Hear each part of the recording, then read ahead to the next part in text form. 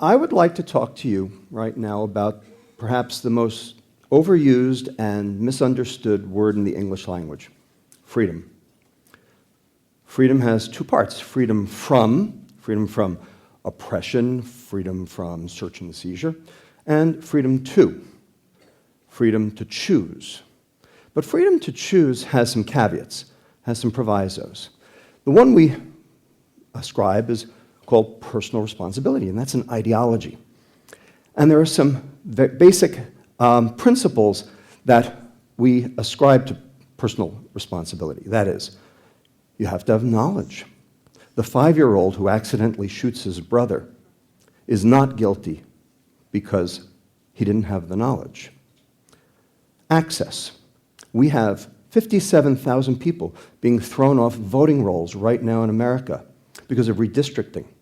They don't have access. They can't have personal responsibility to vote.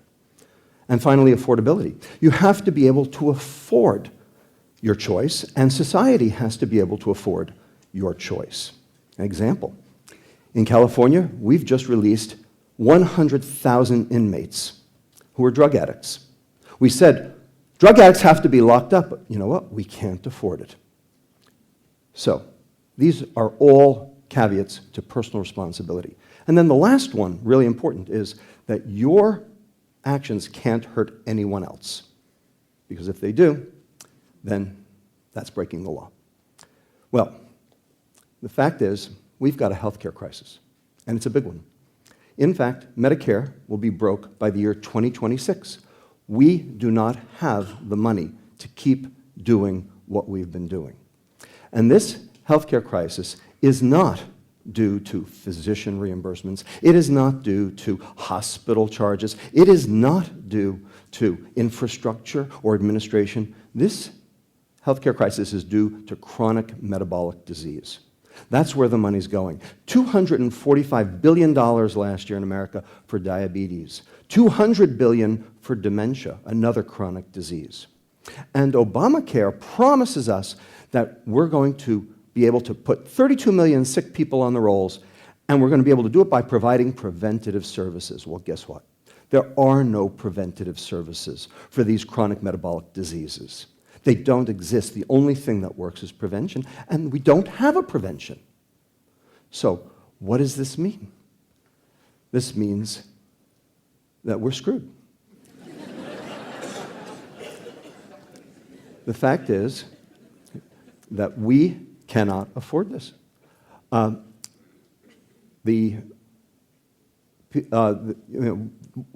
is this coming from? Well, it's coming from this thing called the obesity epidemic, right? Everyone says, if only these people could just eat less and exercise more, we would solve this problem. It's their fault. That's where this comes from. You know, we have these things called the 7 deadly sins. We have absolved all 5 of the other sins. We've absolved jealousy, greed, wrath, pride, and lust. In fact, we have TV shows that extort them. The only 2 that we have not been able to get rid of, the only 2 that still stand, are gluttony and sloth. It's your fault. Well, you know what? I'm a pediatrician, and I take care of kids. And I have a hard time ascribing personal responsibility to their obesity. In fact, we have an epidemic of obese newborns. Obese newborns. Now, you want to assign them personal responsibility? I take care of kids with brain tumors. Okay? You can see right here this arrow pointing to a Goomba sitting right in the middle of this patient's energy balance pathway, a brain tumor that is causing massive obesity. Let me tell you about 2 of those patients. Here's a patient that I took care of many years ago, and she had a brain tumor, and she gained 150 pounds, and you can see her here right now at 220 pounds. And we put her on an experimental medication to lower her insulin level. Remember, insulin is the diabetes hormone. It's also the energy storage hormone. It's the hormone that tells your fat cells to take up extra energy. There is no weight gain without insulin. And we knew that these patients had very high insulin levels. So we gave her a drug to drop her insulin in an experimental fashion. A week later, the mother called me up. The kid hadn't lost any weight yet. And she says, Dr. Lustig, something's going on here. I go, how do you mean? Well, we would go to Taco Bell, and she would eat 5 tacos and an enchilada, and she'd still be hungry. And we just went to Taco Bell, and she only ate 2 tacos, and she was full. And she just vacuumed the house. I go, really? Isn't that interesting? In fact, we did this many times, and the exact same thing happened. And here she is, 1 year later, having lost 48 pounds and feeling much better about herself, as you can imagine. Now, the next patient I'm going to show you isn't even my patient. This is a beautiful 13-year-old girl who lives in Hawaii. Notice the lily in her hair. And 1 month after this picture was taken, she was in a car accident, and she stroked her hypothalamus, that area of the brain where that tumor was for the other patient. And this is her 1 year later. Now, does anyone really want to tell me that this is personal responsibility? That this was this young girl's fault? Well, I was giving grand rounds at Kaiser Honolulu, and they said, maybe we should put this girl on this same drug. And there I am with her. And her mother said, yes, let's go ahead and try. And here she is 1.5 years later at her high school graduation. Now, does anybody really want to make the argument that this is this kid's fault? I have a hard time with that. In fact, what we learned from these experiments is that the behavior is secondary to the biochemistry. When you fix the biochemistry, the behavior improves. And we've seen it now in adults as well. So, everyone says the behavior is the problem. No, it isn't. The biochemistry underlying it is the problem. Well, so now you say to me, okay, well, what about the rest of us? We don't have brain tumors. Well, in fact, it's the exact same problem. Nothing's different. All of us are now have insulin levels 3 times higher than we used to. And the question, of course, is, where'd that come from? Who here in the audience has diabetes? Anybody? A couple, it must be a few of you, because diabetes is a pretty big problem here. Okay? Here's the problem. 7/8 of you, 7/8 of the people with diabetes don't even know they have it. You are blind to diabetes until you become blind from diabetes. So you don't even know you have a problem yet. So here's the way to look at this. Here's the American population, 30% obese, 70% normal weight. And the standard mantra is, it's the obese person's fault because 80% of those obese people are sick. They have type 2 diabetes. They have hyperlipidemia. They have cardiovascular disease. They have hypertension. They have cancer. They have dementia. And they are breaking the bank. Those 80%, those 57 million people, if we could just get them to diet and exercise, we could solve this problem. That's the standard mantra. This is incorrect because 20% of those obese people are actually metabolically healthy. They will live a completely normal life, die at a completely normal age, not cost the taxpayer a dime. They're just fat. Conversely, up to 40% of the normal weight population have the exact same diseases. They get type 2 diabetes, they get hypertension, they get dyslipidemia, they get cardiovascular disease. And you know what? They don't even know they have a problem. And when you add them up, it's more than half the US population. In other words, this is a public health crisis. Here's an example of how that works. Here are 2 people equal weight. One's healthy, one's sick. You want to take a guess which one the sick one is? Can you tell? I can tell. The one on the bottom is sick. Why? The guy on the top, he's just got big love handles. The guy on the bottom has got fat all around his organs. And that is what's making him sick. And this is called TOFI, T-O-F-I. Thin on the outside, fat on the inside. Okay? And I venture to guess there are a few TOFIs in the room right now, and you think you are just fine. And you are not. So let's talk about the last public health crisis that we experienced. HIV. Remember HIV? 1979, patient 0. 1981, the term AIDS got coined. 1986, Everett Koop said, we got a problem. When did HIV become a public health crisis? 1991. Why? Because Magic Johnson got HIV. And everybody said, holy, this could happen to me. This really is something where everyone is at risk because it's not a behavior, it's an exposure. Okay. So the question is, how do we resolve this? Well, here's the problem. It's on this slide right here. This is Coca-Cola's Beating Obesity campaign coming together. Beating obesity will take action by all of us based on one simple common sense fact. All calories count, no matter where they come from, including Coca-Cola and everything else with calories. A calorie is a calorie. And you can get your calories from carrots, or you can get your calories from cheesecake, or you can get your calories from Coca-Cola, or anything else with a C for that matter. It doesn't matter where the calories come from. It's a calorie is a calorie. That's what they say. Well, you know what? I don't believe in common sense. I believe in data. And the data say something else entirely. What the data say is that some calories cause disease more than others because different calories are metabolized differently. Because a calorie is not a calorie. And when you believe that a calorie is not a calorie, the whole world opens up and actually how to fix this problem becomes very clear. This is because of our new diet. It is 40 years old now. It is called the Western diet. It is called the industrial global diet. And it is basically the processed food diet. And every one of you is eating it all the time, whether you like it or not. And there are 8 things wrong, not one, but 8 things wrong with processed food. And here they are. 3 things too little, 5 things too much. Not enough fiber, not enough omega-3 fatty acids, which you get from wild fish, not farmed fish, not enough micronutrients, all the vitamins and minerals. In addition, too much trans fats, but we know that, and they're coming down. Branched-chain amino acids, they're amino acids you get in corn-fed beef, chicken, and fish. Omega-6 fatty acids in seed oils, alcohol, and then finally the big kahuna, the one that blows all the other 7 out of the water, sugar.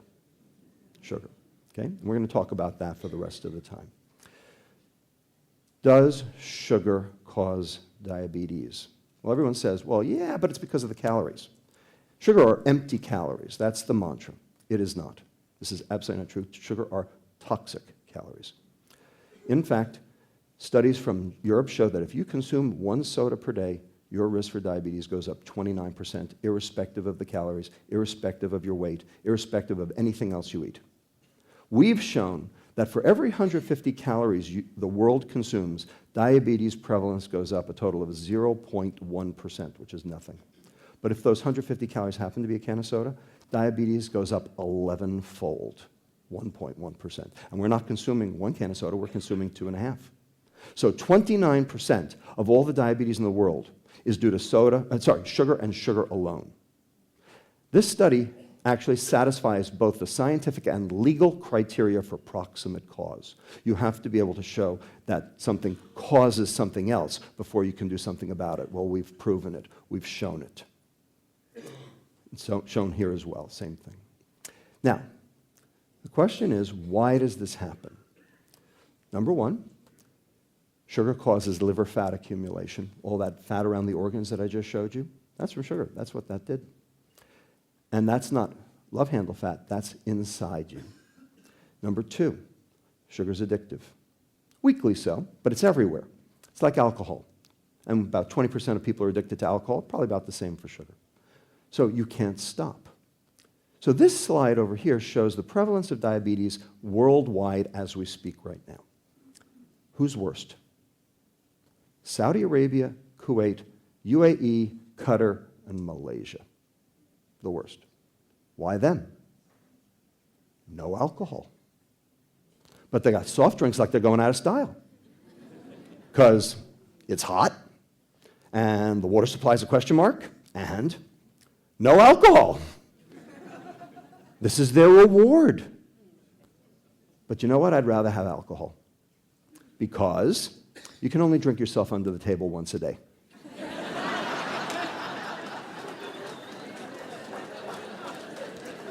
But for soft drinks, all day, all night. Sugar in the morning, sugar in the evening, sugar at supper time. And that's what we're seeing. So, we've been overdosed. American Heart Association says we should be consuming 6 to 9 teaspoons of sugar per day. We are up to 22. And 80% of foods that are available in the American grocery store today are spiked with added sugar. And that's for the food industry's purposes, not for yours. So, no access. You don't have access because it doesn't exist. Real food is hard to find. Number two, how about that there are 56 names for sugar, so you don't even know what you're consuming, and here they are. No knowledge. And how about this? Everybody knows what a nutrition facts label is. There's a number over there in the purple. Okay, it's called the dietary value. Notice there's none for sugar, and that's on purpose because they don't want you to know how much is too much. So, no knowledge. How about the National School Lunch Program? 6 cents extra. 6 cents Michelle Obama got out of Congress. That's not even enough for 2 grapes. And if you are eating school breakfast, you're getting Fruit Loops and a glass of orange juice. That's 11 teaspoons of sugar. You're already over your limit. You want to know why we have a problem? This is why we have a problem. So everyone says, education, educate the public, educate the populace, tell them what's going on, except for one thing, education hasn't worked for any other substance of abuse. Did Nancy Reagan's just say no work? Really? And you know what? I can prove that it doesn't work because here is the stock prices against the S&P 500 for McDonald's, Coke, and Pepsi. And look at what happened at the economic downturn of 2008. They did very well, thank you. In fact, if you want to make money, invest in a food company. So, where does that leave us? It leaves us with this question of freedom and personal responsibility. What does personal responsibility really mean? Well, if the information is kept secret and you don't have the knowledge, if your access is limited because you can't even find it, and if society can't afford it and we can't even give our kids something healthy to eat, is it really personal responsibility?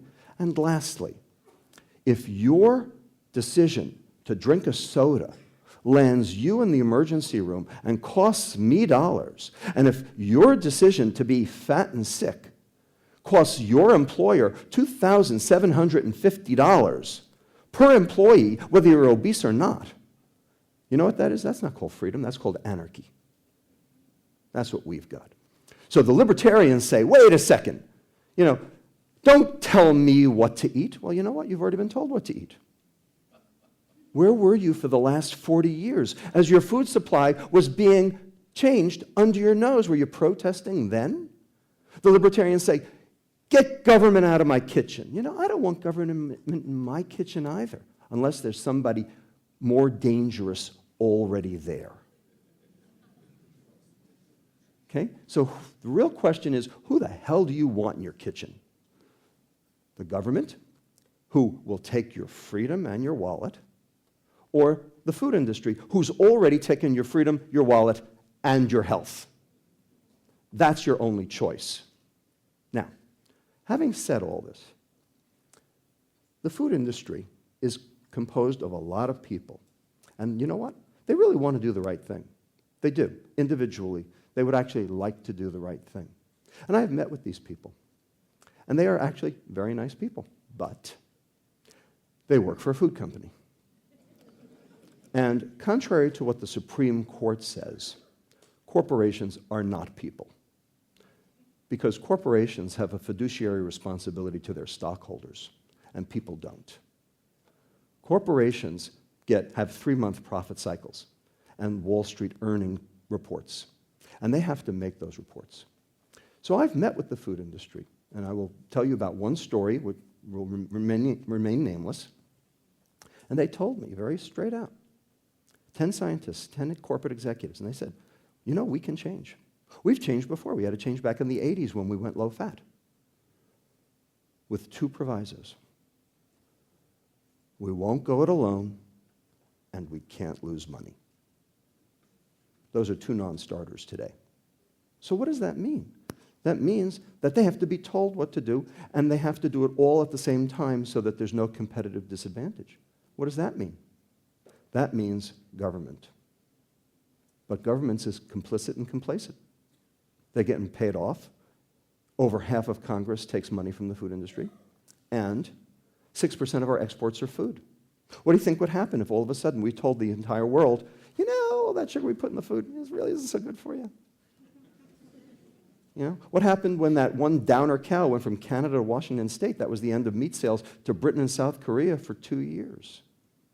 So, they're on the other side. They're on the other side. But we've got a crisis because we will not have health care.